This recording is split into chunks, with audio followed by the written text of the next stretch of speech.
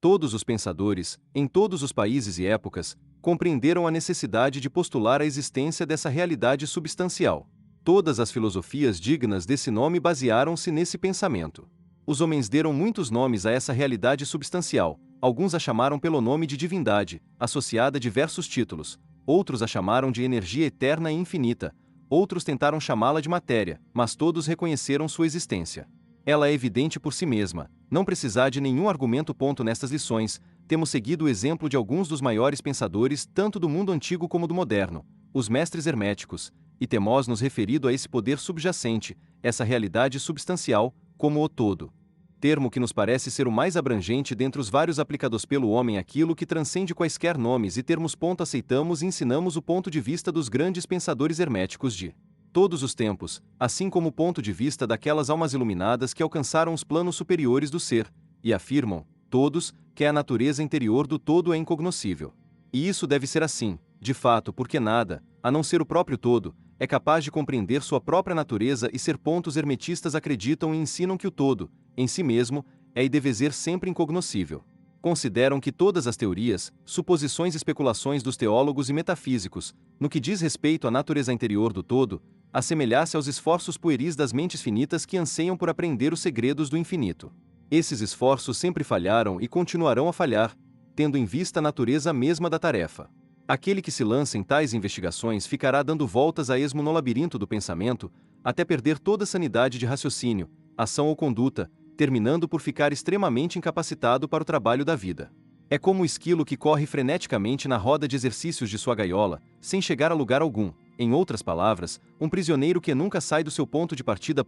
Ainda mais presunçosos são aqueles que tentam atribuir ao todo a personalidade, as qualidades, propriedades, características e atributos de si mesmos, conferindo ao todo as emoções, sentimentos e características humanos, chegando mesmo aos traços mais desprezíveis da humanidade como o ciúme, a suscetibilidade à lisonja e ao elogio, o desejo de oferendas e adorações, e todos os outros remanescentes dos dias em que nossa raça ainda estava na infância.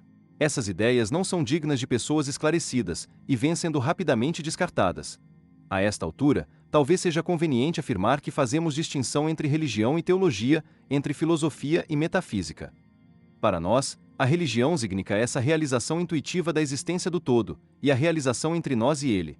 Teologia, por sua vez, significa as tentativas humanas de atribuir-lhe personalidade, qualidade e características.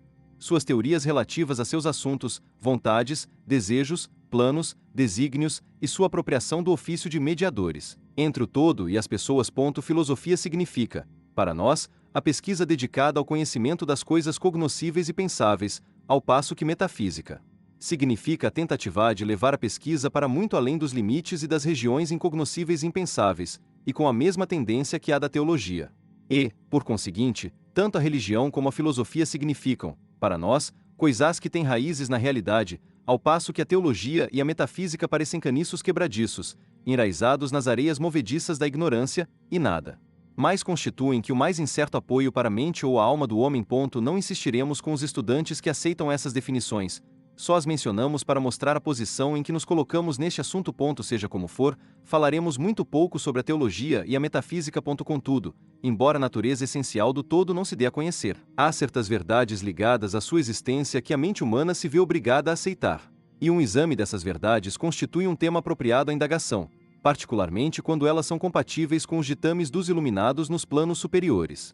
Convidamos nossos leitores a fazer essas indagações. Aquilo que constitui a verdade fundamental, a realidade substancial, está muito além de uma denominação verdadeira, mas os homens esclarecidos chamam-no de o todo. O Caibalion, em sua essência, o todo é incognoscível. O Caibalion, contudo, os ditames da razão devem ser recebidos com hospitalidade e tratados com respeito. O Caibalion, a razão humana, cujos ditames devemos aceitar na medida em que somos dotados de pensamento, nos ensina como proceder em relação ao todo, sem, contudo, tentar remover o véu do incognoscível. O todo deve ser tudo o que realmente é. Nada pode ter existência fora do todo, pois desse modo o todo não seria o todo. 2. O todo deve ser infinito, pois nada é capaz de defini-lo, confirmá-lo, limitá-lo ou restringi-lo.